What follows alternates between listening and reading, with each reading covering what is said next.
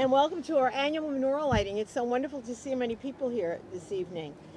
I'm very grateful tonight that we're joined by many of our colleagues on the town board. In fact, the entire town board is here. So we have Councilman Jim O'Connor, Councilman John Lorenzo, Councilman Mike McElway, and Councilman Jorge Guadron, along with our tax receiver, Andy Whitman. Also, we have our Commissioner of Parks and Public Works, Tom Owens, our Deputy Commissioner, Deirdre Wahlberg, and many of the staff in Parks. I see Public Safety there, Matt Murphy, our Deputy Commissioner of Public Safety, and the wonderful elves that have done such a wonderful job across the town this holiday season. We really appreciate all your efforts. And of course, Rabbi Shimon Stillerman of Chabad of Islip. Rabbi, thank you so much for being here. Please come up and join us. He's waiting for his wife. Don't mind the children. Oh, they can come up too. In a moment, as night falls on the second night of Hanukkah, we will light the second candle and celebrate the opportunity for each of us to bring a little bit of light into this world. Let our coming together in reverence here tonight stand as a signal to darkness in every corner, light after light, candle after candle, as it is on the menorah, may it also be in the world around us. I'd like to now ask the rabbi to please come forward and lead us in a few words. Just in time. Good time. All right, thank you. Thank you so much, Supervisor, and thank you to the whole town council for all of your support and your friendship that you've shown us. You know, as a community, we really appreciate it. So happy Hanukkah, everyone. Happy Hanukkah. You know, usually we do the lighting on the first night, and we share the message of the first candle. So we missed that. So tonight we're going to do two messages. Two candles, two messages. But I share the message of the first candle because it's so relevant to what we're going through at this time as a community. And that the first message I'd like to share with you today, in recognizing the importance of the single candle, where although the entire menorah is not yet lit, we, in this message of trying to take over the world with light and try to drive away the darkness with the increase in light, the first day of Hanukkah kind of shows us that we have most of the menorah still not complete and filled with light. There's still so much darkness to deal with and take care of. Yet we still light the menorah, despite the fact that it's only one flame that we're kindling, to emphasize to us the importance and the value of the light that you're going to provide to the world. And that's relevant both to literally the light that you're going to bring to a dark world, but also to one in your own surrounding and in yourself as well. And each of us might know, and it's been a difficult year for many, whether it has to do with physical health, mental health, or in other areas, where we might feel that in so much of the darkness that I'm dealing with, how can I even do anything to change a little bit, to make things a little bit better for myself? The value of the first candle, which we're only lighting one, shows us that no, light one candle, because that's going to be a start of starting to recede the darkness and win over it. The other message I'd like to share, relevant to the second night and just generally for Hanukkah is that it's not enough to do what you did yesterday. So lighting what you did once, the next day you always have to ask yourself, what can I do more today? In the world, very soon we're going to make the two blessings that we do on the menorah. We never translate them, so I'll translate them for you now. The first blessing is really thanking God for sanctifying us with the commandment of lighting the candles of the menorah. And the second blessing that we give is recognizing the miracles that God has done for our forefathers back in the day and in our time.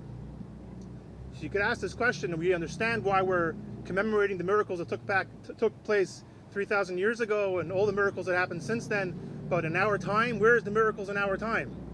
If you look around you, we know how difficult it's been, particularly for the Jewish community, in Israel. How many people lost their lives? How many people have lost family members? How many people are injured? It doesn't look very good. It doesn't look very miraculous for the survivors that we're hoping for and praying for, that they finally be returned. There's war going on. Soldiers who have risked their lives and their families who have lost so many loved ones. Where are the miracles? So much anti-Semitism going on. Many of us are experiencing this in a very, very personal way. Unfortunately, even locally in some ways. Where's the miracles? So I'm reminded of the story of during the Holocaust, where they would gather, the inmates would take the peels of the potatoes and kind of squeeze whatever they could out to get some juice, to use that as fuel to be able to light a menorah. And a rabbi in the group gathered together, and one inmate tells the rabbi, says, "Rabbi, just this year, don't make the blessing on them about recognizing the miracles, because there's no miracles."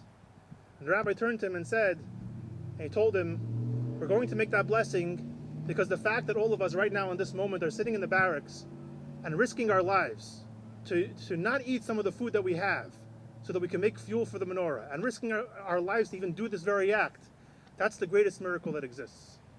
And that for all of us should mean so much in this time where it's truly very difficult. You know deep down how strong you've been in your Jewish identity, and how much we're seeing it collectively with so many more people identifying and celebrating. That is the greatest miracle to ever take place. You would think that in a time of such suffering, people always ask me, you say, "Rabbi, it must be that your attendance is down." Attendance has never been greater. It's soaring. When it comes to the participation of people, especially since October 7th, that is the greatest miracle, showing our resolve. And that's the miracle that we're going to think about when we make the blessings today on this menorah. So we thank the town for their support always to make sure that the Jewish community should feel safe and to be able to celebrate, and for doing this every year. So we want to wish you all a happy Hanukkah, and we make the blessings here. Make sure you go home and remember that it's not enough that we light candles here out in the open. You got to light your own candle at home, not just with the electric, but with the actual flames. And that one candle, and the second one that you're going to add today, it matters. It helps. Your light is going to dispel the darkness in the world. So with that, we'll make the blessings. Okay. Thank you so much, Rabbi, for your words of inspiration and resolve and really hope. So without further ado, we are going to light both the first and the second candle on the menorah as we mark the celebration of Hanukkah. And again, thank all of you for coming here to help us celebrate this evening. Rabbi? If you know the blessings, please join along. We're first going to make the first blessing. And now we'll light the service candle, the top one, the middle one. Oh, it goes off together. All right. On the count. Oh, 1 second. We can turn it up. There we go. All right. Baruch atah Adonai Eloheinu melech haolam asher kiddushanu b'mitzvosav v'tzivanu lehadlik ner shel Chanukah. Baruch atah Adonai Eloheinu melech haolam she'asa nisim lavoseinu bayamim hahem bizman hazeh. Next one. All right. Happy Hanukkah. Ma'osur Yeshuasi lechana elishabeach tikun beis tefilasi v'sham toda nizabeach niyes tachim adbeach mitzor hamna beach azegmor b'shir mizmor Chanukah samizbeach azegmor b'shir mizmor Chanukah tamizbeach. For the rest of the nights of Hanukkah, please continue to pray and have in mind the hostages and the situation in Israel, that we should have world peace. Is something we're all praying for. So thank you very much for having me. Oh, thank you so much, Rabbi.